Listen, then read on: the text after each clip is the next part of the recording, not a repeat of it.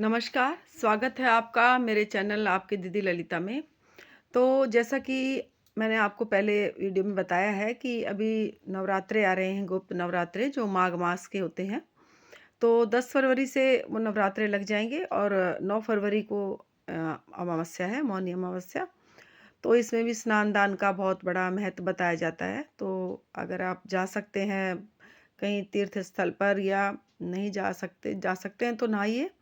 यदि नहीं जा सकते तो आप अपने थोड़े से नहाने के पानी में गंगा जल डालकर और अवश्य ही स्नान करें। तो वैसे मेरा विषय है कि गुप्त नवरात्रे में हम किस तरह से कुंजिका स्तोत्र या कवच का पाठ करेंगे।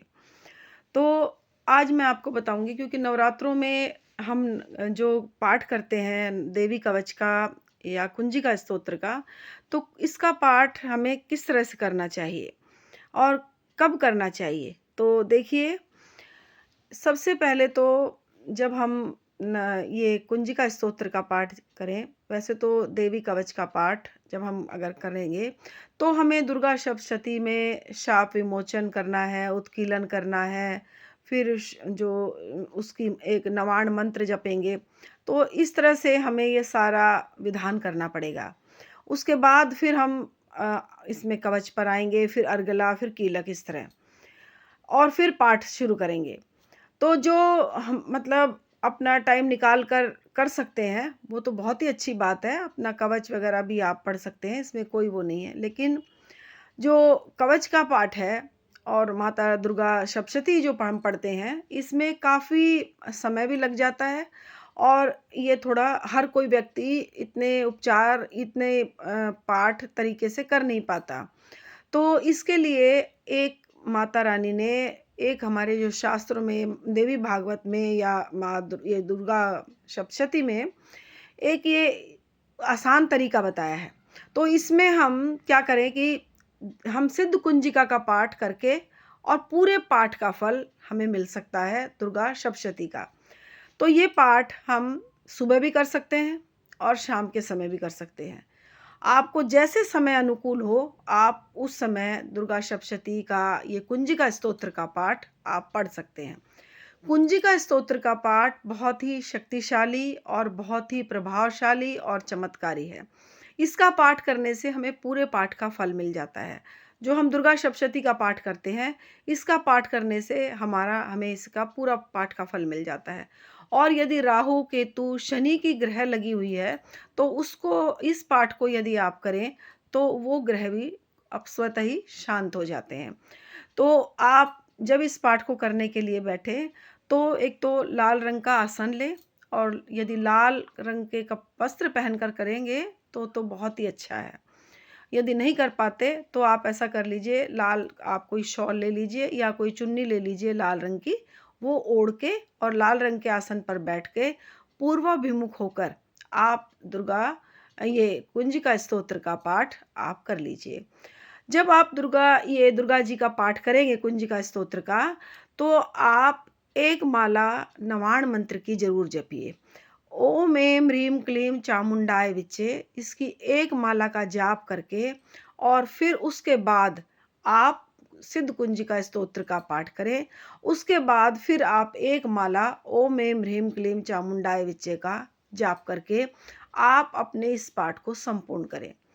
आप जब इस पाठ को संपूर्ण कर लें तो एकदम से जल को हाथ ना लगाएं क्योंकि जो ऊर्जा आपने संचित की है अपने शरीर में उस जल को हाथ यदि आप लगाएंगे तो आप जो वो ऊर्जा है वो उस जल में चली जाएगी और फिर आप उसका जैसे अर्घ देंगे या चारों तरफ छिड़केंगे तो मतलब जो आपने एक ऊर्जा संचित की है वो ऊर्जा आपकी मतलब नष्ट हो जाएगी समझ लीजिए आपको कुछ मिल नहीं पाएगा।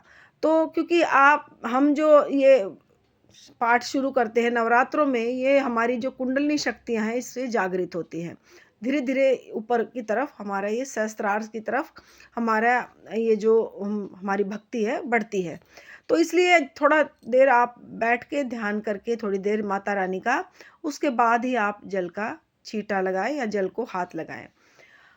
अब जब भी आप कुंजिका स्तोत्र का पाठ करें, तो आसन भी लगाएँगे आप, वो मैंने आपको पहले बताया है पिछली वीडियो में और दीपक लगाकर आप बैठें और तभी आप कुंजिका स्तोत्र का पाठ करें।